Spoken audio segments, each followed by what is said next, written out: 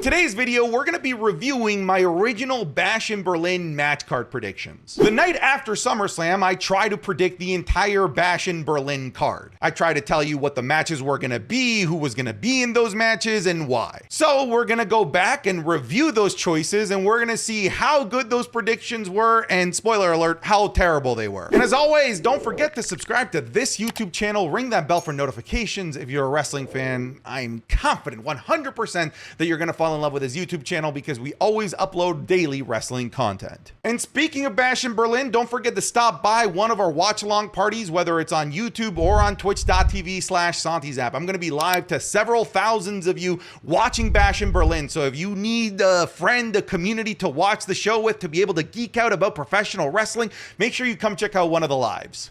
All right, let's jump and see what these predictions were a whole month ago. Look, before we fully get started, I feel like I really need to clarify something about this video series. Because inevitably, every single month when I do these videos, I always get a bunch of comments of people saying, "Hey, idiot, how did you think that that match was gonna happen? How did you not predict that this match would happen? Do you even watch the episodes of Monday Night Raw and Friday Night SmackDown leading up to the PLE?" The answer is no, I literally don't, not when I make these videos. Because these predictions videos are always made the day after the previous WWE Premium Live event, meaning that I made my Bash in Berlin match card predictions the night after SummerSlam. So no, I didn't have any episodes of Monday Night Raw or SmackDown to go off of. I basically just had my gut feeling right after SummerSlam. I just feel like I really need to clarify that, but now let's actually jump into it. In my video, I had predicted that we were going to get a mixed tag match. I predicted that we were going to get Dirty Dominic Mysterio and Liv Morgan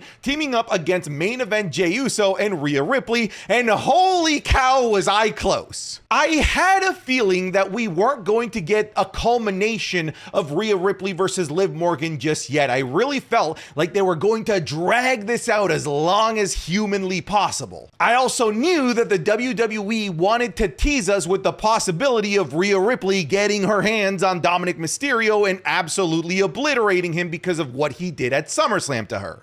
So I figured the most logical way to get there would have been with a mixed tag match. And hey, I was right in that regard. They are absolutely saving the payoff for all of these feuds for further down the line, and we got a mixed tag match. I just was correct about 75% of the way. See, I figured they might go with Jey Uso here, mostly because I thought that Damian Priest was going to be busy with somebody else. That somebody else we'll talk about later on in this video. And on top of that, we were getting a lot of Jey Uso and Dominic Mysterio interactions leading into SummerSlam, with Jey Uso wondering if Rhea Ripley was now single, Jey Uso wanting to get Rhea Ripley's number, their interactions on social media. So I thought that there was going to be a moment where Dominic Mysterio and Liv Morgan would 2-on-1 Rhea Ripley and Jey Uso would come out and make the save. But in typical Jey Uso booking fashion, they once again did not give us the payoff that they were leading into. So Jey Uso seems to now be in purgatory, but we did get a mixed tag match, except instead of Jey Uso, we have Damian Priest and Rhea Ripley, the Terror Twins,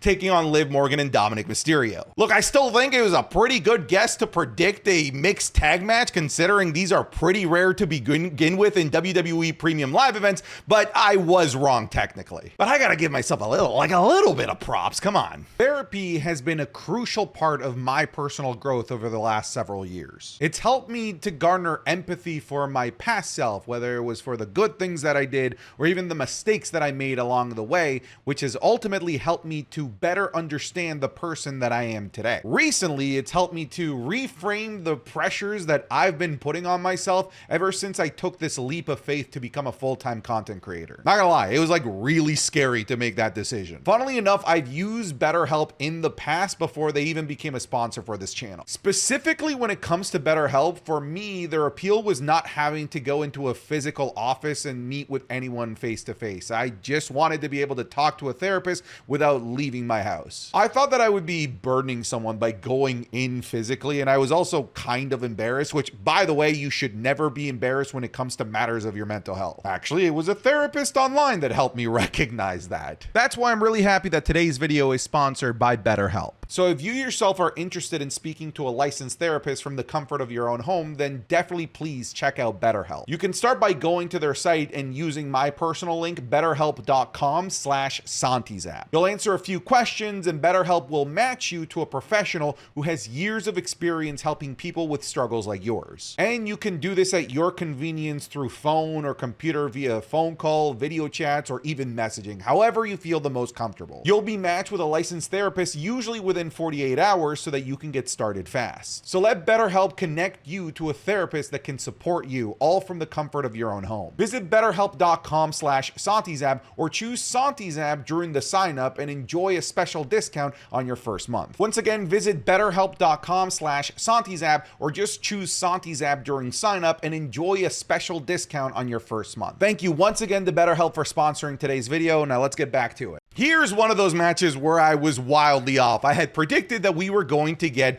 Damian Priest taking on Finn Balor in a singles match. I thought that this was going to be the natural progression of where we were going to go with Damian Priest after Finn Balor screwed him over and made Damian Priest lose the World Heavyweight Championship at SummerSlam. I thought that perhaps this could have been the start of a longer feud, something that would lead into Bad Blood, but it seems like the feud will likely get started at Bad Blood. I do predict that we're going to get Damian Priest versus Finn Balor at Bad Blood. And although these guys aren't having a match, I'm sure that both of these guys will be involved in the other match that we talked about. Obviously, Damian Priest is involved, but I'm very confident that Finn Balor is going to make his presence felt in that mixed tag match in some way, shape, or form. I hope they don't take too long to build to this, because right after SummerSlam, Finn Balor had so much hype behind him. Like, think about our complaints with WWE's booking regarding Finn Balor. It was always, they're making him into Pin Balor. He's just this forgettable guy in the Judgment Day. He's just the red shirt that takes L's for the Judgment Day.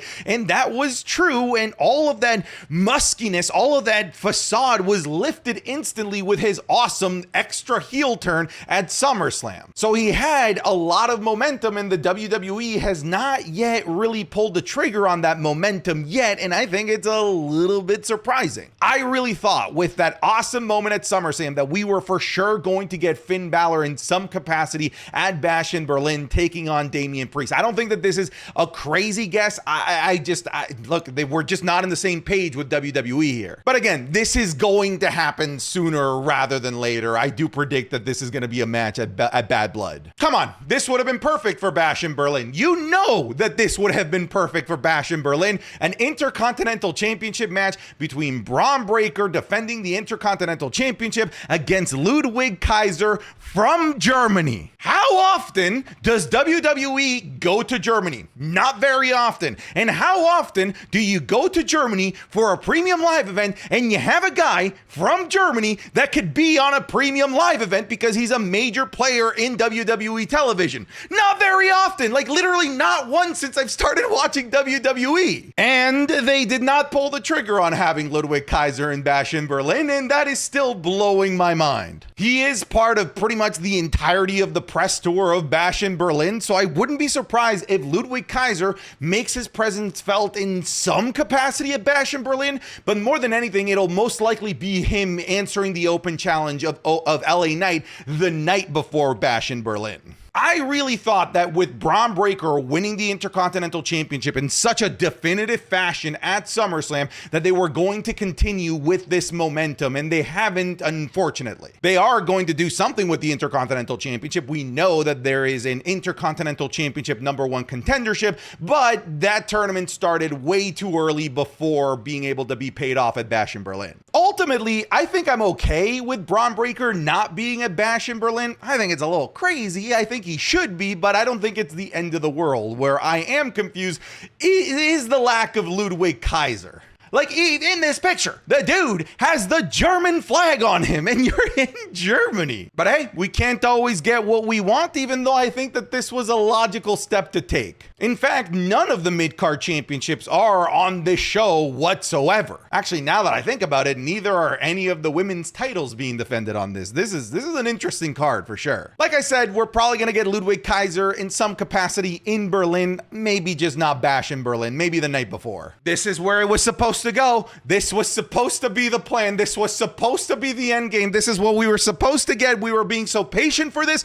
We kept saying it's okay that Ilya is taking these losses. It's fine. They're going to rebuild them just in time for when Gunther wins the World Heavyweight Championship. Ha la di da, right around the corner we have Bash in Berlin. Let's rebuild Ilya Dragunov and boom, bam, bing, bing, bow. We have Gunther versus Ilya Dragunov for the World Heavyweight Championship. That was the game plan. That's what we drew up, and this is not what ended up happening. Don't get me wrong, what ended up happening is still a very delightful surprise. Gunther versus Randy Orton is still going to be amazing. I'm very much looking forward for Gunther versus Randy Orton, but this is a match that I borderline married myself into. Here's the thing, this match is happening all over Europe and Germany right now as we're getting Gunther versus Ilya Dragunov in house show matches for that World Heavyweight Championship. So these non-televised matches, which are apparently amazingly good, are happening, just not for us.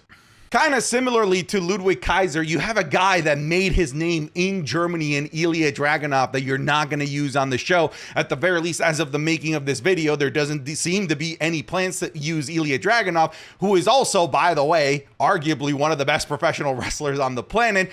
And that's crazy to me. But again, this is a situation where we're maybe crying over spilt milk because the end result may be an end result that even more people like, Randy Orton versus Gunther. And really, when I think about it, Gunther versus Randy Orton might be the perfect first challenger for Gunther, especially if the plan is for Gunther to win, which I think that he will, because the cloud hanging around Gunther's championship reign, as short as it's been, is that he shouldn't have even had this opportunity in the first place because he technically never beat Randy Orton. So if Gunther can get that monkey off his back and be definitively the World Heavyweight Champion without any sort of question or any sort of asterisk surrounding his World Heavyweight Championship run, that is probably best for Gunther's long-term longevity as a legitimate world champion. But dang it, this was the end game. This was the end goal, fellas, and maybe next time.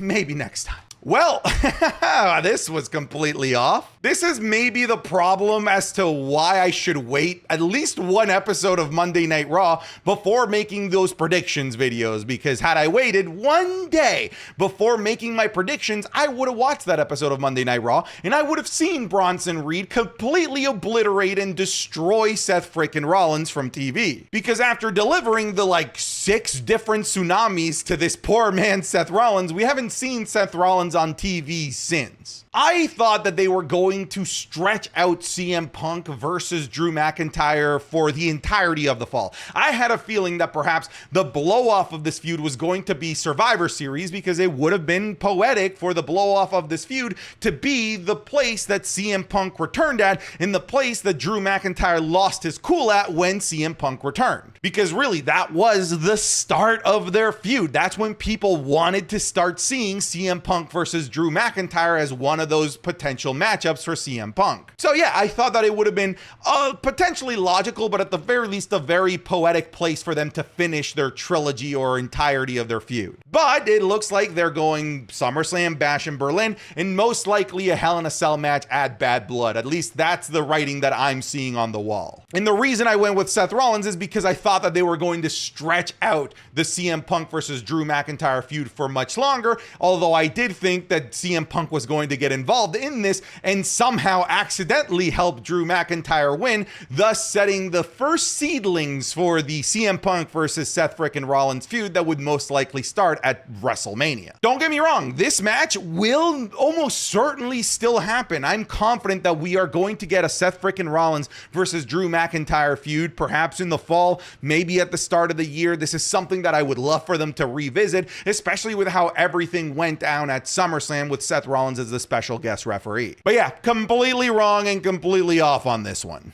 Why do they let me make YouTube videos? This is a terrible prediction. I'm sorry, y'all. I predicted that we were going to get Solo Sikoa and Jacob Fatu taking on the team of Cody Rhodes versus the OTC, the Tribal Chief Roman Reigns. And look, like I said, I made this the night after SummerSlam, and I figured, hey, if Roman Reigns came out to help Cody Rhodes and take out Solo Sikoa, maybe this is a full-blown babyface Roman Reigns that would be willing to team up with Cody Rhodes. Well, the Cody Rhodes help seemed to have started and ended at SummerSlam because there was no interactions between Cody Rhodes and Roman Reigns, really no discussion between or about Roman Reigns to Cody Rhodes and vice versa.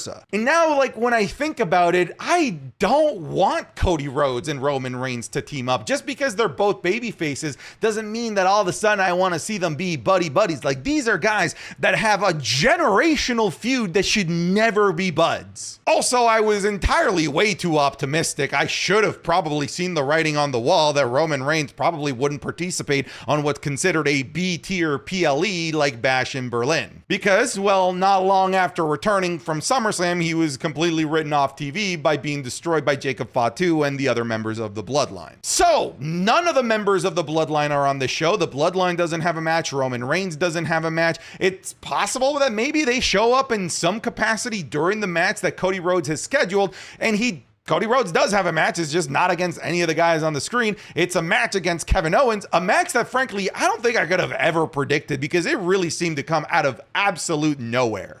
Don't get me wrong. I am excited for Cody Rhodes versus Kevin Owens. I'm just saying that when I made this video originally, that was nowhere near my radar as a potential next feud for Cody Rhodes. The other match that was announced for this show was the Women's Tag Team Championship match, a match that I didn't think would get to Bash in Berlin because when I made this video, I thought that perhaps that Bianca Belair and Jade Cargill were going to be altogether removed from the tag team division because, in my opinion, if it's not for Jade Cargill and Bianca Belair, the women's tag titles just are not capable of getting to a PLE on their own. But as it turns out, they're not done with the division. They have a match scheduled for Bash in Berlin against the Unholy Union. That's also something that I completely made an error on and did not even think of as a fantasy booking option. All right, folks, thank you so much for watching this video. Hopefully you enjoy Bash in Berlin. Enjoy the show. Take care and get out of here.